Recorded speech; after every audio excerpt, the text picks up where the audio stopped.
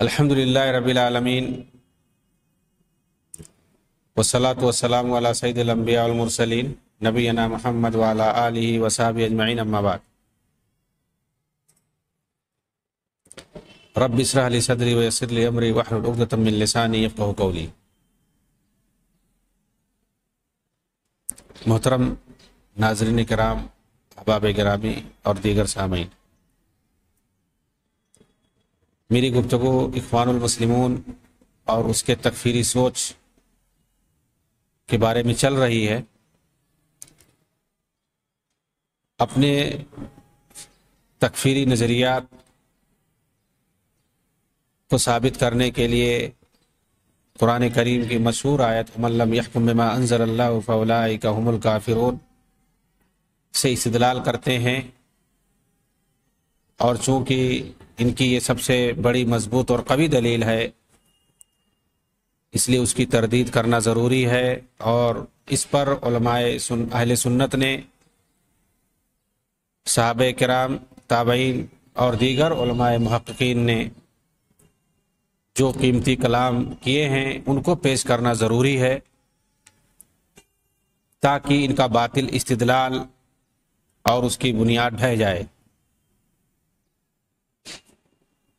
جنگ صفین یہ اسلامی تاریخ میں ایک بہت ہی معروف اور مشہور جنگ ہے، جو امیر المومنین حضرت علی رضی اللہ تعالیٰ عنہ اور اسی طرح سے امیر المومنین حضرت معاویہ رضی اللہ تعالیٰ عنہ کے درمیان پیش آئی۔ اس جنگ میں دونوں فریقوں کے درمیان یہ متفقہ قرارداد پاس ہوئی کہ جنگ کو بند کر دیا جائے اور کتاب اللہ کے مطابق فیصلہ کر دیا جائے۔ چنانچہ سیدنا علی رضی اللہ تعالیٰ عنہ کی طرف سے سیدنا ابو موسیٰ اشعری رضی اللہ تعالیٰ عنہ اور سیدنا معاویہ رضی اللہ تعالیٰ عنہ کی طرف سے سیدنا عمرو بن عاص رضی اللہ تعالیٰ عنہما کو حکم منتخب کیا گیا۔ اس پر کچھ لوگوں نے اختلاف کیا اور کہا کہ جنگ بندی اس بات پر طے ہوئی تھی کہ اللہ کے قرآن کے مطابق فیصلہ ہوگا، تو فیصل اللہ کے قرآن کو بنایا جانا چاہیے۔ آپ لوگوں نے اپنی طرف سے انسانوں کو فیصل کیسے بنا دیا، جبکہ اللہ تبارک تعالیٰ فرماتا ہے وَمَن لَّمْ يَحْكُم بِمَا أَنزَلَ اللَّهُ فَأُولَٰئِكَ هُمُ الْكَافِرُونَ۔ جو اللہ کے معاملے میں فیصل نہ مانے اللہ کو، وہ کافر ہے۔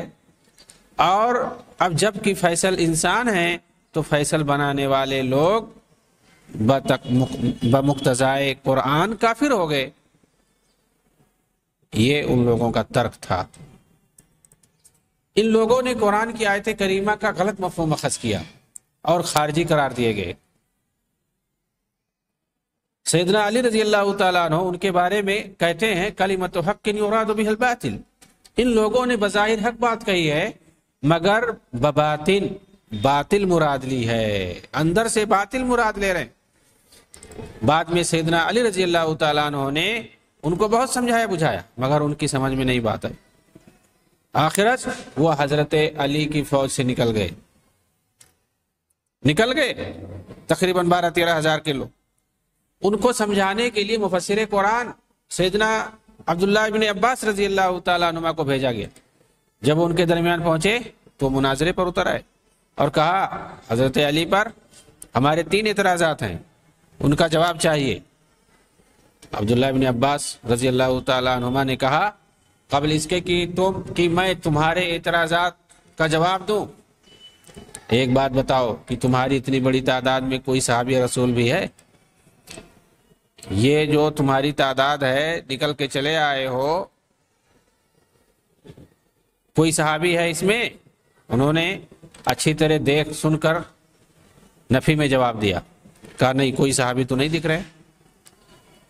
تو ایسی صورت میں مفسر قرآن نے کہا عبداللہ بن عباس نے ٹھیک ہے اب مناظرہ کرو، یعنی اچھا ہوا کوئی صحابی نہیں تم لوگوں کے ساتھ۔ تو انہوں نے کہا کہ ہمارا پہلا اعتراض یہ ہے کہ جب اتفاق ہوا تھا قرآن کے فیصل ہونے پر تو انہوں نے انسانوں کو کیوں فیصل بنایا؟ حضرت معاویہ کی طرف سے عمرو بن عاص اور حضرت علی کی طرف سے ابو موسیٰ اشعری، انہیں کیوں فیصل بنایا گیا؟ یہ سن کر کے عبداللہ ابن عباس رضی اللہ تعالیٰ عنہما نے جواب دیا کہ انسانوں میں ایک ایک حکم بنانے کا حکم تو خود قرآن مجید میں بھی دیا گیا ہے۔ اللہ تعالیٰ فرماتا ہے وَإِنْ خِفْتُمْ شِقَاقَ بَيْنِهِمَا فَبَعْثُوا حَكَمًا مِّنْ أَهْلِهِ وَحَكَمًا مِّنْ أَهْلِهَا إِنْ يُرِيدَا إِصْلَاحًا يُوَفِّقِ اللَّهُ بَيْنَهُمَا إِنْ يُرِيدَا إِصْلَاحًا يُوَفِّقِ اللَّهُ بَيْنَهُمَا إِنَّ اللَّهَ كَانَ عَلِيمًا خَبِيرًا۔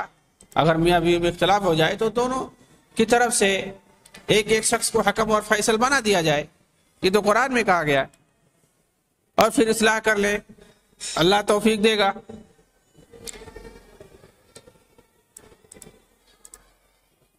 اس کے بعد انہوں نے دوسرا اعتراض کیا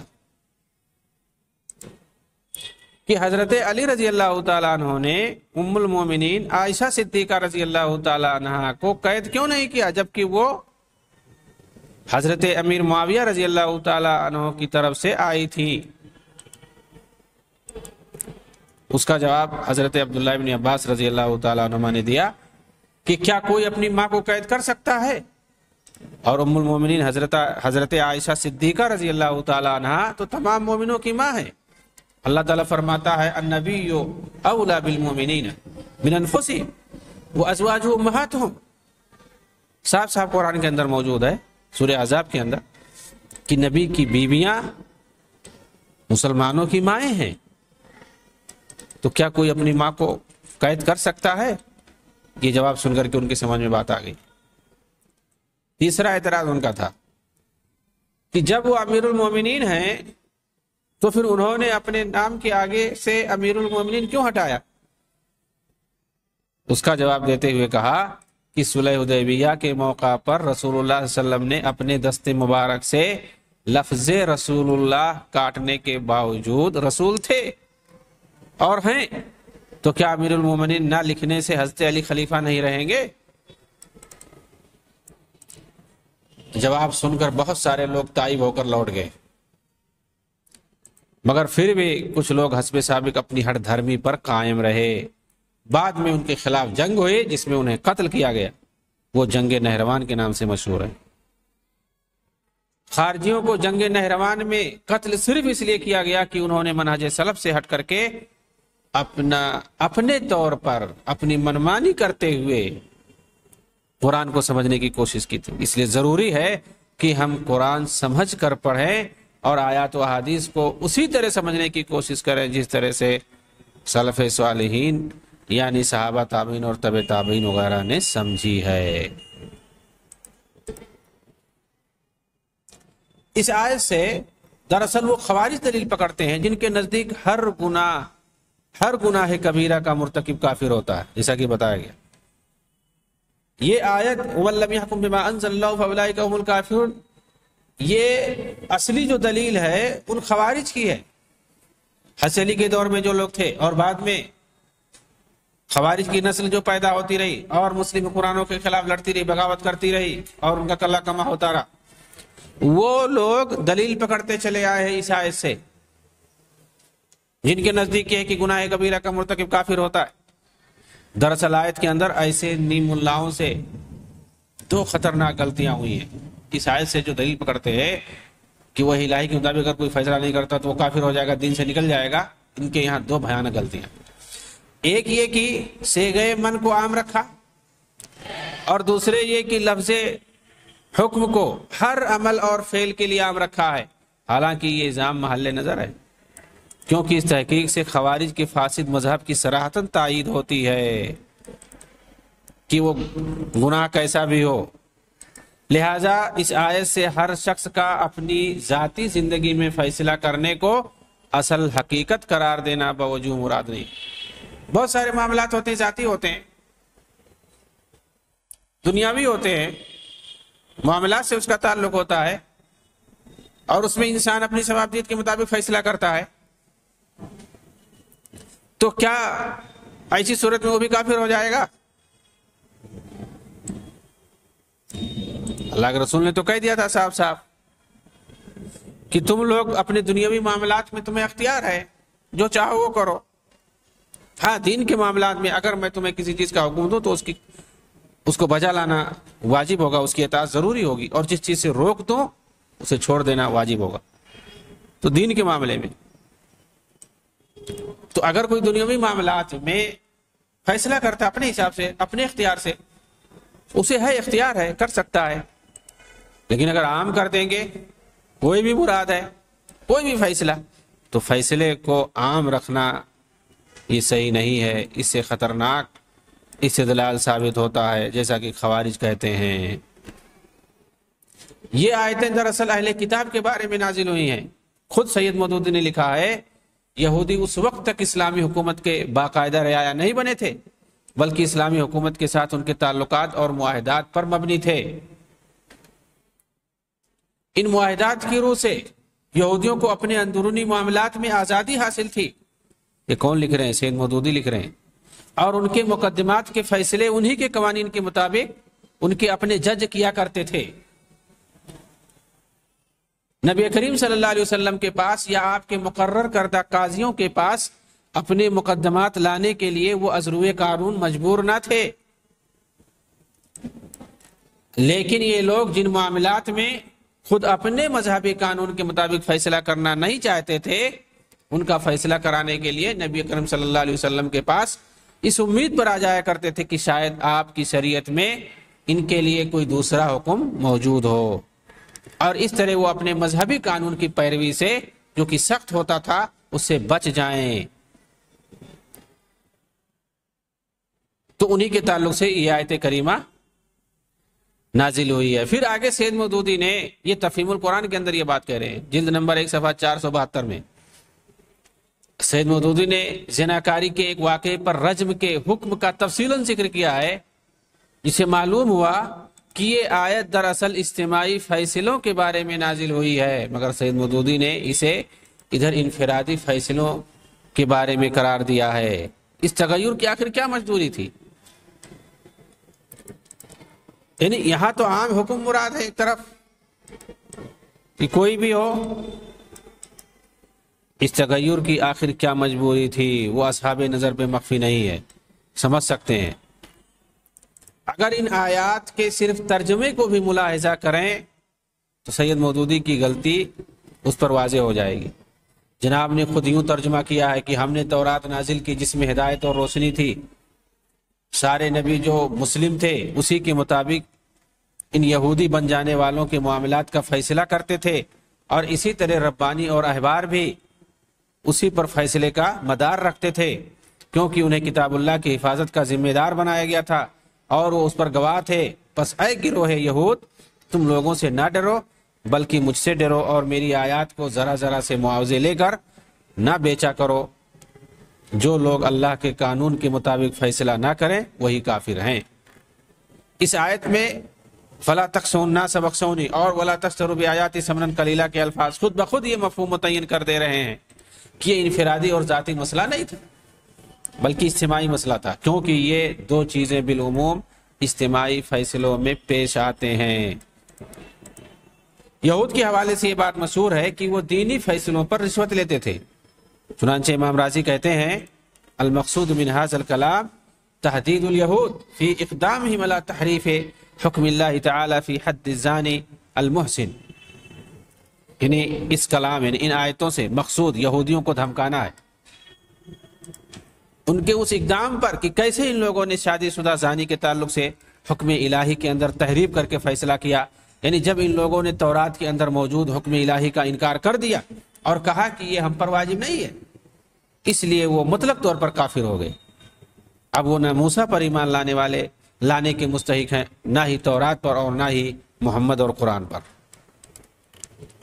اب ذرا ایک بار پھر مولانا مودودی کی باقی عبارت پر نظر ڈالتے ہیں۔ وہ لکھتے ہیں کہ تمام ایسے موقعوں پر ایک طریقہ خدا کی کتاب اور اس کے رسول کی سنت بتاتی ہے، اور دوسرا طریقہ انسان کے اپنے نفس کی خواہشات یا باپ دادا کی رسمیں یا انسانوں کے بنائے ہوئے قانون بتاتے ہیں۔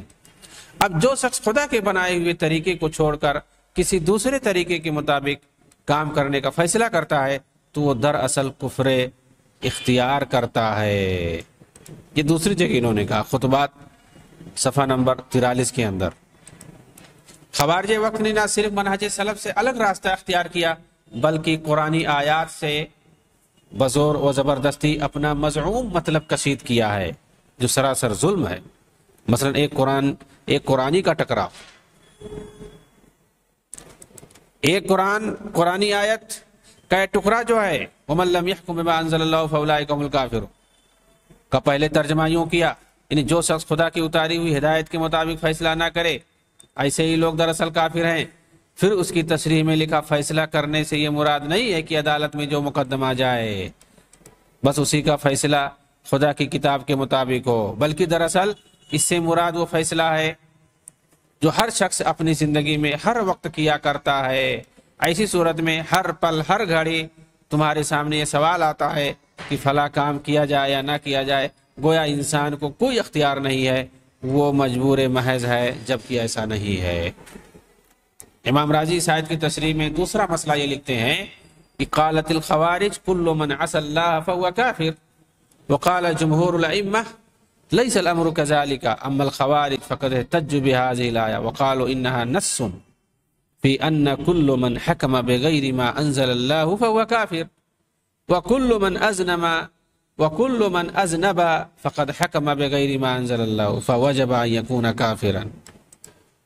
اسی آیت کی روشنی میں اسی آیت کی تفسیر کرتے ہوئے امام راضی اپنی کتاب التفسیر الکبیر میں لکھتے ہیں کہ یعنی خوارج نے اس آیت سے اس بات پر دلیل قائم کی ہے کہ ہر گناہ کرنے والا کافر ہے، جبکہ جمہور ائمہ کا کہنا ہے کہ ایسا نہیں ہے.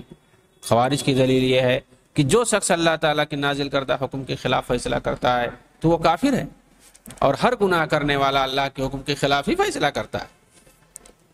اس میں یعنی گناہ جب کیا گیا تو اللہ کے وحی کے خلاف اس نے کام کیا، ظاہر سی بات ہے، اور وحی کے خلاف کام کرنے والے کو قرآن کافر کہتا ہے. تو ایسی صورت میں خوارج اس آیت سے دلیل پکڑتے ہیں اور تکفیر کرتے ہیں ہر گناہ کبیرہ کے مرتکب، کیونکہ جو گناہ کبیرہ کا مرتکب ہوتا ہے وہ وحی الہی کے خلاف کرتا ہے کام، اور جو وحی الہی کے خلاف کام کرے وہ کافر ہے. تو صریح دلیل وہ سمجھتے ہیں خوارج، اس آیت کو صریح دلیل کے طور پر پیش کرتے ہیں کہ گناہ کبیرہ کا مرتکب کیسے کافر ہو جاتا، کیونکہ وحی کے خلاف فیصلہ کرنا یہ گناہ کبیرہ ہے، اور ایسے آدمی کو اللہ نے کافر کہا ہے. تو ظاہر سی بات ہے کوئی بھی گناہ کبیرہ ہوگا اگر اس کا ارتکاب کوئی کرتا ہے تو وہ کافر قرار پائے گا. تو یہ خوارج استدلال کرتے ہیں اس طرح سے. چنانچہ لیکن جو لوگ اسے اہل سنت والجماعت ہیں، محققین علماء اہل سنت ہیں، جو لوگ نہیں مانتے ہیں کہ گناہ کبیرہ کا مرتکب کافر ہے، ان کے نزدیک یہاں بھی اس آیت کے اندر بھی کافر نہیں ہوگا، کیونکہ وحی کے خلاف فیصلہ کرنا گناہ کبیرہ ہے اور اس کا مرتکب کافر نہیں ہوتا ہے. کیونکہ خوارج بنیادی طور پر اس آیت کو دلیل بناتے ہیں کہ ہر کوئی مانتا ہے کہ وحی الہی کے خلاف فیصلہ کرنا یہ گناہ کبیرہ کا ارتکاب، اور اسی کو اللہ تعالیٰ نے کافر کہا ہے. چنانچہ ہمارے نزدیک ہر گناہ کبیرہ کا مرتکب کافر ہے. تو یہ آیت جو ہے خوارج کے لیے اصل دلیل ہے. علامہ آلوسی فرماتے ہیں وَاحْتَجَّتِ الْخَوَارِجُ بِهَٰذِهِ الْآيَةِ عَلَىٰ أَنَّ الْفَاسِقَ كَافِرٌ غَيْرُ مُؤْمِنٍ وَوَجْهُ الِاسْتِدْلَالِ بِأَنَّ كَلِمَةَ مَنْ فِيهَا عَامَّةٌ لِكُلِّ مَنْ لَمْ يَحْكُم بِمَا أَنزَلَ اللَّهُ تَعَالَى فَيَدْخُلُ الْفَاسِقُ الْمُصَدِّقُ أيضاً لأنه غير حاكم وعامل بما أنزل الله تعالى. یہ روح المعانی کے اندر لکھتے ہیں، اس کا خلاصہ یہ ہے کہ اس آیت سے خوارج نے اس بات پر استدلال کیا کہ فاسق آدمی کافر ہے، مومن نہیں ہے. طریقے استدلال ان کا یہ ہے کہ آیت میں من کا جو صیغہ وہ عام ہے، اور ادھر اس آدمی کو بھی شامل ہے جو اللہ تعالیٰ کے حکم کے مطابق فیصلہ نہیں کرتا. تو اس حکم میں وہ فاسق بھی شامل جو احکام شریعہ کی تصدیق کرتا ہے. اور یہ تو معلوم ہے کہ گناہ کے وقت گناہ گار شخص ما انزل اللہ پر حاکم و عامل نہیں ہوتا ہے، لہذا وہ کافر ہو گیا. جواب اس استدلال کا یہ ہے کہ مندرجہ بالا آیت کا ظاہر متروک ہے. حکم کا اطلاق اگرچہ فعل قلب اور فعل جوارح دونوں پر ہوتا ہے، مگر یہاں اسے مراد فعل قلب ہے جو تصدیق ہے، اور اس میں تو کوئی نزاع نہیں ہے کہ جو شخص ما انزل اللہ کی تصدیق نہ کرے تو وہ کافر ہے. تو تصدیق کرنا یہ الگ بات ہے جو نہیں تصدیق کرے گا اسی صورت میں وہ کافر ہو جائے گا، لیکن عمل نہ کرنا اس سے کوئی کافر نہیں ہوگا۔ ان خوارج کو یہ خیال بھی نہیں رہا کہ اگر سیغ من کو عام رکھا جائے تو پھر انبیاء بھی کفر سے نہیں بچ سکتے، کیونکہ قرآن میں ہے وَعَصَىٰ آدَمُ رَبَّهُ فَغَوَىٰ، آدم نے اپنے رب کی نافرمانی کی اور گمراہ ہو گئے، بھٹک گئے۔ موسیٰ علیہ السلام نے قتل کا اعتراف کیا اور فرمایا هَذَا مِنْ عَمَلِ الشَّيْطَانِ، اور ایک جگہ فرمایا وَلَهُمْ عَلَيَّ ذَنْبٌ، اور میں نے گناہ کیا ہے ان کے یہاں۔ تو یہ لوگ اپنی جہالت سے ان انبیاء کرام کو بھی کافر قرار دے دیں گے نعوذ باللہ، اس لیے کہ ان سے بھی یہ لغزشیں بہرحال نفس یا شیطان کی وجہ سے ہوئی ہوں گی، پس ان کے قاعدے کے مطابق یہ حضرات بھی حاکم بغیر ما انزل اللہ ہو گئے، یعنی انبیاء کرام نعوذ باللہ منہا۔ خوارج اور اخوانیوں کے مطابق اگر مذکورہ آیت میں کفر سے مراد مخرج من الملہ والا کفر لیا جائے تو یہ ان احادیث کا کیا جواب دیں گے آخر، جن میں اسی طرح کے کفر کا ذکر آتا ہے، جیسے کہ لا ترجعوا بعدی کفارا یضرب بعضکم رقاب بعض، میرے بعد تم لوگ کافر نہ ہو جانا کہ ایک دوسرے کی گردنیں مارنا، یعنی گردن مارنا، قتل کرنا، اس کو کہا گیا یہ کفر ہے۔ تو کیا یہاں اگر کوئی مسلمان کسی کو قتل کر دے، کسی مسلمان کو، تو اس کو کافر کہا جائے گا؟ کافر ہو جائے گا۔ سباب المسلم فسوق و قتال ہو کفر، ایک مسلمان سے لڑائی کرنا کفر بتایا گیا، مسلمان کو گالی دینا فسق ہے اور اس سے لڑائی کرنا کفر، تو کیا اگر کوئی کسی مسلمان سے لڑائی کر رہا ہے تو وہ کافر ہو جائے گا؟ لا ترغبوا عن آبائکم فمن رغب عن ابیہ فہو کفر، اپنے باپ سے بے رغبت نہ ہو جاؤ، کیونکہ جو اپنے باپ سے بے رغبت ہوتا ہے تو یہ کفر ہے۔ ان آیتوں کا، ان حدیثوں کا کیا جواب ہے ان کے نزدیک؟ اور اگر یہاں عملی کفر مراد ہے سب لوگوں کے نزدیک، یہاں جو کفر کا لفظ استعمال ہوا ان تمام حدیثوں کے اندر سب کہتے ہیں بالاتفاق کہ یہاں عملی کفر مراد ہے، اعتقادی نہیں ہے کہ جس سے آدمی نکل جاتا ہے اسلام سے۔ تو جب ان حدیثوں کے اندر عملی کفر تعویل کی جاتی ہے، بتایا جاتا ہے، تو اس آیت کے اندر کیوں نہیں بتایا جاتا ہے؟ جیسا کہ صحابہ کرام نے کہا، وہاں کیوں نہیں مانتے؟ خلاصہ کلام یہی ہے کہ کسی وضعی قانون کے مطابق فیصلہ کرنے کی وجہ سے کسی بھی حاکم کی تکفیر نہیں کی جا سکتی۔ کوئی نہیں کر رہا فیصلہ کسی وجہ سے، ہم اس کو کافر نہیں کہہ سکتے جب تک کہ وہ اسے حلال نہ سمجھے یا قانون الہی کا جان بوجھ کر انکار نہ کرے۔ زیادہ سے زیادہ اسے ہم گناہ کبیرہ کا مرتکب کہہ سکتے ہیں، اور مرتکب کبیرہ کافر نہیں ہوتا سوائے معتزلہ اور خوارج کے نزدیک، جو کہ گمراہ فرقے ہیں، ان کی باتوں کا امت اسلامیہ نے کوئی اعتبار نہیں کیا۔ ان کے نزدیک تو کسی بھی گناہ کبیرہ کے ارتکاب کی وجہ سے آدمی کافر ہو جاتا ہے، جسے زنا کرنے سے، چوری کرنے سے، قتل کرنے سے، وغیرہ وغیرہ، جو بھی گناہ کبیرہ ہے۔ چنانچہ ائمہ سلف کا اس بات پر اتفاق ہے کہ وضعی قوانین کے مطابق فیصلہ کرنا ایک جرم اور گناہ کبیرہ ہے، البتہ اسے آدمی کافر نہیں ہوتا، جیسا کہ خوارج کا عقیدہ ہے۔ اور چونکہ اخوانی جماعت اور اس سے نکلنے والی تمام تکفیری تنظیمیں اعتقادی اور عملی کا فرق نہیں کرتی، اسی لیے خوارج کی طرح سارے حکام کی تکفیر کرتی ہیں، پھر اسی کو بنیاد بنا کر رعایا کی بھی تکفیر کر دیتی ہیں، اور پھر حکومت اور رعایا دونوں کے خون کو حلال سمجھ کر فتنہ و فساد کو مچانا یہ لوگ جائز سمجھتے ہیں۔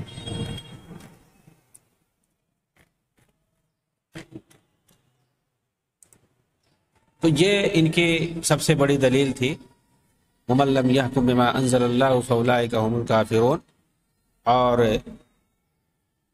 صحابہ کرام سے لے کر کے ائمہ سلف تک اور پھر موجودہ دور کے علماء کرام تک کے اقوال کی روشنی میں ان کا جواب دیا گیا کہ کیسے اس آیت سے استدلال نہیں کیا جا سکتا ہے۔ اور اس آیت کی روشنی میں زیادہ سے زیادہ یہ کہا جائے گا کہ اگر کوئی وحی الہی کے مطابق فیصلہ نہیں کرتا ہے تو وہ گویا گناہ کبیرہ کا مرتکب ہو رہا ہے، بشرطے کہ وہ غیر وحی کو حلال نہ سمجھتا ہو اور اس کو بہتر نہ سمجھتا ہو۔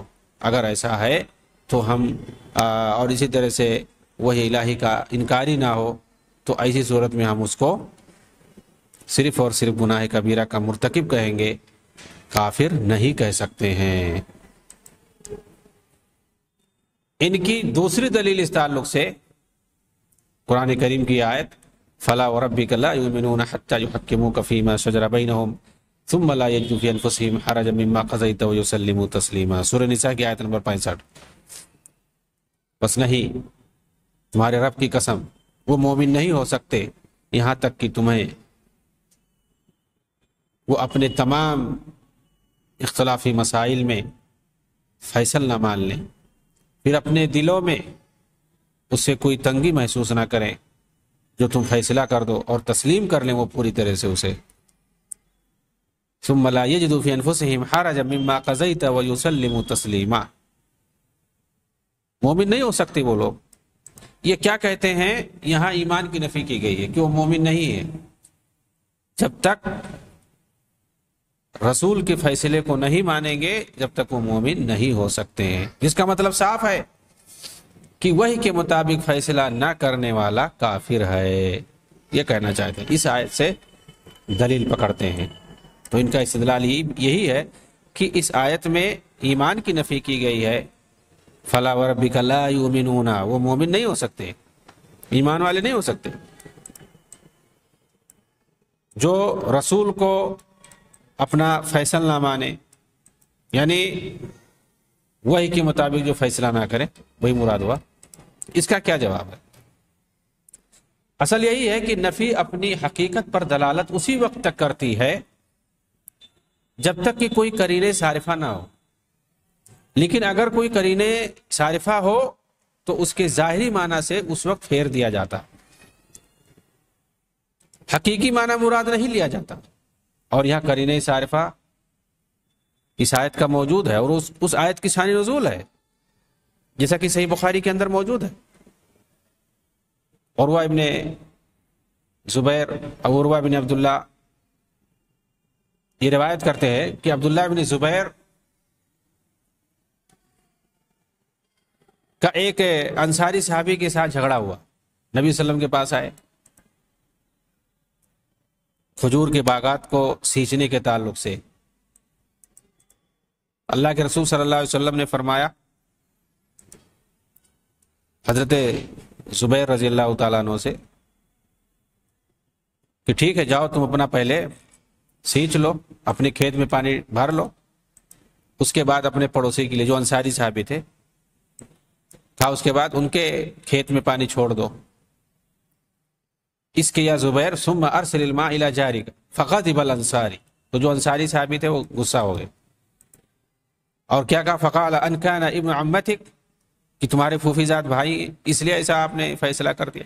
فتلون وجه رسول اللہ صلی اللہ علیہ وسلم ثم قال اسق یا زبیر ثم احبس الماء، اللہ کے رسول بھڑک اٹھے، آپ کا چہرہ سرخ ہو گیا اور کہا ٹھیک ہے زبیر، تم اپنا کھیت میں پانی ڈال کے اس کے بعد بند کر دو، چھوڑو ہی نہیں پانی۔ تو اس کے بعد اللہ کے رسول نے چونکہ فیصلہ ایک کیا اور ایک صاحب نے ماننے سے انکار کر دیا، اس وقت یہ آیت کریمہ نازل ہوئی فلا وربک لا یؤمنون حتی یحکموک فیما شجر بینہم، پوری آیت۔ نبی اکرم صلی اللہ علیہ وسلم نے اس شخص کو کافر نہیں کہا جس نے دل سے آپ کی بات کو قبول نہ کرتے ہوئے کہا تھا کہ آپ کے چچیرے بھائی ہیں اس لیے آپ نے ایسا فیصلہ کیا۔ اگر اس نے کفر کا ارتکاب کیا ہوتا تو نبی اکرم صلی اللہ علیہ وسلم نے ضرور اس کی وضاحت کی ہوتی، کیونکہ اصول ہے لا یجوز تاخیر البیان کی لاجا، ضرورت کے وقت کسی اصول کو بیان کرنے سے تاخیر نہیں کی جاتی ہے۔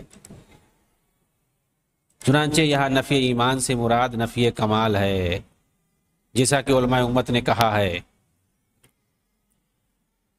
یعنی وہ کامل مومن نہیں ہے، اور سلف کی تفسیر کو چھوڑ کر نیز دوسری دلیلوں سے بے نیاز ہو کر کسی ایک مجمل دلیل سے استدلال کرنا خواہشات نفس کی پیروی کرنے والوں کا سیوا ہے۔ تو یہاں قرینہ صارفہ موجود ہے، اور وہ خود اس آیت کی شان نزول ہے۔ اس آیت کا شان نزول جیسا کہ بتایا گیا کہ آپس میں اختلاف ہوا تھا لوگوں کا کھیت کے اندر پانی ڈالنے کے تعلق سے، اس وقت یہ آیت کریمہ نازل۔ اللہ کے رسول ضرور غصہ ہوئے تھے، آپ کے فیصلے کا انکار کیا گیا تھا، یا یہ کہ مطلب دل سے قبول نہ کرنے کا اظہار کیا گیا تھا باقاعدہ۔ اسی لیے کہا گیا کہ آپ جو فیصلہ کرتے ہیں اس کو دل سے جب تک تسلیم نہ کر لیں مکمل طور سے، اور کوئی حرج محسوس نہ کرے اپنے دل میں، اس کی اس آیت کا شان نزول موجود ہے۔ اس کی روشنی میں ہم کہہ سکتے ہیں کہ یہاں اگر جس ایمان کی نفی کی گئی ہے، اس نفی سے مراد نفی کمال ہے، مکمل طور سے نفی ایمان نہیں ہے، کہ وہ مومن نہیں ہوتا۔ اگر ایسا ہوتا تو اللہ کے رسول ضرور وہاں وضاحت کرتے اور اس کے کفر کی طرف اشارہ آپ کرتے۔ اس سے پتہ چلا کہ یہ آیت عام نہیں ہے، اور یہ کہ یہاں جو ہے ایمان کی نفی کر دی گئی ہے، بلکہ نفی کمال مراد ہے، یعنی وہ شخص کامل مومن نہیں ہے۔ بہرحال اس کے علاوہ بھی ان کے پاس کئی ایک دلیلیں ہیں جن کا جواب دیا جائے گا۔ اللہ تعالی ہمیں دین کے صحیح احکام پر عمل کرنے کی توفیق عنایت فرمائے، آمین۔ وآخر دعوانا الحمدللہ رب العالمین، والسلام علیکم ورحمۃ اللہ وبرکاتہ۔